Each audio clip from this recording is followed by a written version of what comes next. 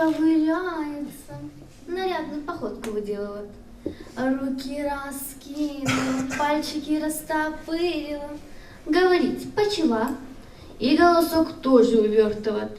Вот такой результат показала Камила Томасханова всего за месяц подготовки. Все это время она училась скороговорке. Признается, что было непросто, но она осталась довольна своим выступлением. И это главное. Участвует в этом конкурсе она уже 4-й раз. До этого ни одна из ее попыток не увенчалась успехом. Но девушка не отчаялась, а наоборот стала усиленнее готовиться к конкурсу, благодаря чему сегодня она выступает на этой сцене. Главная трудность, по словам Камилы, заключалась в поиске произведения. Искала и в книгах, читала их, думала, какой же фрагмент выбрать, и в интернете. И когда я увидела название, думаю, может быть, интересно будет. Почитала и думаю, все, это мое, точно, больше менять ничего не буду. Вот выступлю, расскажу красиво и все.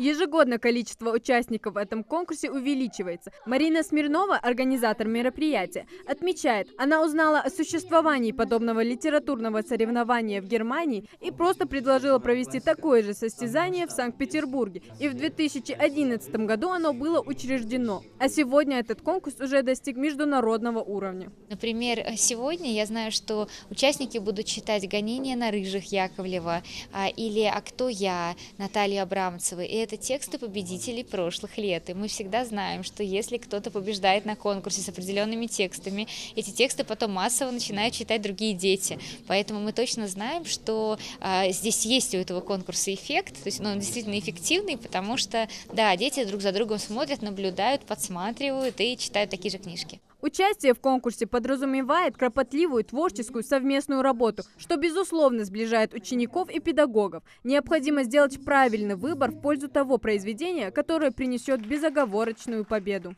Но самое страшное – голод. Люди сходили с ума от голода.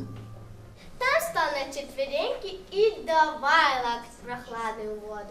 Декоративная собака – это значит собака для красоты. Будешь что-нибудь украшать?